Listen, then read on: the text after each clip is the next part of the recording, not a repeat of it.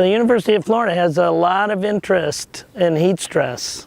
Heat stress affects dairy cow health, milk yield, dairy cow reproduction. So we've been interested for years in ways to minimize the effects of heat stress on animal production.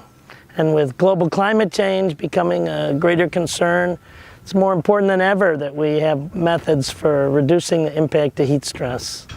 The SLICK project takes advantage of a naturally occurring mutation that exists in certain breeds of cattle that evolved in the Caribbean.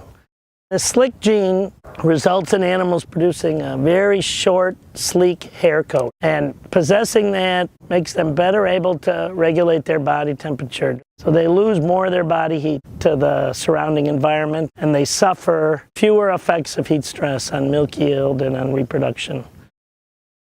So with the SLICK cows, what you'll typically see, and you're not going to see it on every single SLICK animal, and it's going to be to different degrees, but especially over their forehead, you're going to see a lot less hair there. And you'll also be able to see on their back across their top line. A normal cow is going to have a lot of hair there, and you'll be able to see all the fuzz sticking up. And with a SLICK cow, normally what it looks like is that they just got a fresh haircut. We can test for the genes that make that animal a SLICK animal versus a regular cow at any point in their life. But we like to do it within the first month or so, especially if they're a male. If they're a male cow, then we might want to market their semen to different bull studs, as it's a pretty desirable gene, especially in other hot weather climates. A lactating dairy cow produces so much milk that she produces about as much heat as a Tour de France bike rider. And she has to lose that heat to the air or she heats up.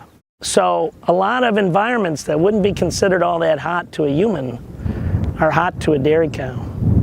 So because cow milk production has increased over time, cows produce more milk today than they did 20 years ago, and because the world is much hotter, cows are experiencing heat stress in parts of the world where heat stress was never a problem.